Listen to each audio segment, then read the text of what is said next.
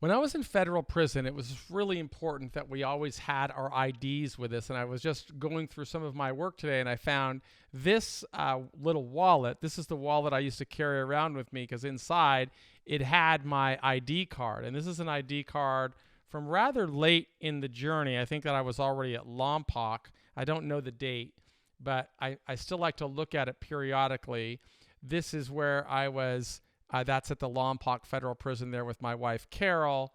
And this is the ID I used to take when I got out of prison, and I was a professor at San Francisco State University. So it was a pretty big contrast from being somebody who was in prison to being somebody who was working to teach people in prison, who were going to go work in prisons, what to do with their life. I now work at something that I'm really passionate about, and that's helping people incarcerated or justice impacted people figure out what steps can they start taking today to position themselves for a life of meaning and relevance and dignity. And it's very difficult to do that while in prison if you don't have a guide, because when you're inside, you're really only thinking about how did I get here? And that's why it's so crucial to build some type of a platform that will help people inside learn how to memorialize their pathway to success. We have an entire course on that we distribute to people in prisons. We have a nonprofit that helps to support the distribution of our course, Preparing for Success After Prison. And of course, we give a tremendous amount of free information and resources away through our various web properties.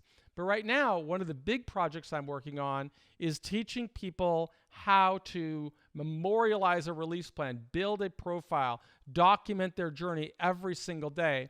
And I have to show them the importance of journaling. So since I never ask anybody to do anything I didn't do and that I'm not still doing right now, I'm also journaling. And this is a journal that I'm using from July the 6th, 2023. And in this journal, I'm talking about how to build a profile. Let me read it for the people who are in prison. We launched Prison Professors Talent to help more people develop tools, tactics, and resources. When people memorialize their preparation for success after release, they open opportunities to help them overcome the collateral consequences of a criminal conviction. Those consequences can include unemployment, underemployment, fewer opportunities to launch a career or build credit, complications with the law, and recalibration with society. We need this tool in our advocacy efforts too. We advocate more effectively when we can profile people who prepare for success upon release. If a person has a residence, job, is not a threat to public safety, and can show support in the community, the Bureau of Prisons could manage that person through a work release home confinement program. We can show this data thanks to published statistics from the CARES Act. Now, opposition. Of course, many people and organizations oppose such plans. Some organizations have a vested interest in growing prison populations and intergenerational cycles of recidivism. For example, Governor DeSantis of Florida calls for repealing the First Step Act.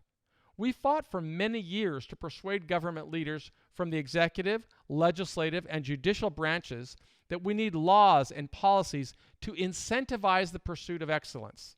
Rather than manage prisons through the threat of punishment, we support laws and policies that allow people to work toward earning higher levels of liberty.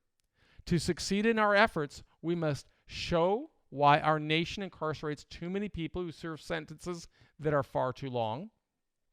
We must overcome objections from people who argue that the First Step Act is a get-out-of-jail-free card, and we must demonstrate that incentives lead to community safety and lower costs to taxpayers. Although people in prison are justifiably concerned about their status, success comes from policy and legislative changes that apply to all people in federal prison. We need to build coalitions that include businesses. We need to get them behind the call for more reforms that incentivize a pursuit of excellence. Citizens. We need to show them profiles of people whose commitment to excellence and reconciliation advance them as candidates for release. Administrators. We need to persuade them that incentives improve the culture of confinement for staff and lower recidivism rates. Judges. We must convince judges that society benefits when we encourage people to work toward reconciliation. People in prison we have to show people in prison how documenting pathways to success empowers them to overcome challenges upon release. Now, we have to also say, if this interests people, we ask them to email our amazing advocacy director. Her name is Aaliyah, and they can reach her by sending an email to interns@prisonprofessorstalent.com. She will accept all requests from people in prison. And once the institution authorizes, Aaliyah will start emailing our lessons. So to begin building a profile, she will ask for basic information and a biography. Then she will build a profile on Prison Professors Talent. So the biography is supposed to help an individual start to reframe the story. The internet didn't exist when I went to prison in 1987. Concepts like making video calls, sending emails, or researching online didn't exist. To build my support network, I had to write by hand. And I began reading about the internet in the late 1990s.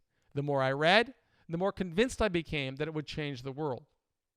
Thanks to the supportive network I built, I launched a website to memorialize my prison journey. Now, I encourage others to use this same tactic.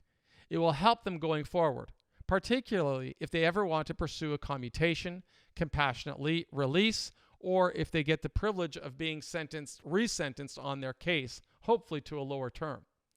An online profile helped me immensely throughout the journey. With an online profile, I could persuade adversaries to advocate for me based on their ability to read how I prepared for success. I used an online profile to tell my story. With a comprehensive biography, I could begin to restore my reputation. Although a jury convicted me of violating drug laws, I could reframe my life story. Instead of using government reports of my crime to judge me, people could read how I used time in prison to make amends. I described my 3-part strategy. Number 1, I worked to educate myself. Number 2, I worked to contribute to society in meaningful, measurable ways. And number 3, I worked to build a support network. Through those efforts, people came into my life. Some of those people would have been natural adversaries to me. For example, a U.S. attorney joined my coalition to campaign for my liberty. I didn't even know him. But based on my preparations and what he read about me, he reached out to my wife. He said the system should release me based on the extraordinary and compelling record I built. But before the First Step Act, mechanisms didn't exist for judges to let a person out. Nevertheless, the AUSA used his influence and reputation to persuade pro bono counsel to represent me. I didn't get out a day early, but I appreciated the effort. It motivated me to dedicate my career to advocating for legislative and policy changes that would allow people to work toward earning freedom. Without an online profile, I would not have built so much support that led to my success upon release. With respect for all, I send my regards, and this, of course, is a message that I send to people in prison. It's very important for me that people recognize to succeed after the crisis of a criminal charge or a criminal conviction really requires deliberate planning. And although we can't change the future for anybody, nor can we change the past, we can show the strategies that we believe in, the strategies that worked for us. This strategy of building a profile, documenting steps I'm taking to prepare for success, made all the difference in my life. It allowed me to come back to society strong, with my dignity intact, with opportunities to live a life of meaning and relevance and dignity. And that's what we want for everybody else. That's how we accomplish the new director's goal of making good neighbors and not good inmates. So all of this is part of a methodical, coordinated plan to bring more awareness to what we can do to improve outcomes of the criminal justice system. And we hope that you will be a part of us. Visit us for all of our free information at prisonprofessors.com, or if you are justice impacted and you're going into the system, or you have a loved one in the system, have them start memorializing their journey through our nonprofit's website at prisonprofessorstalent.com.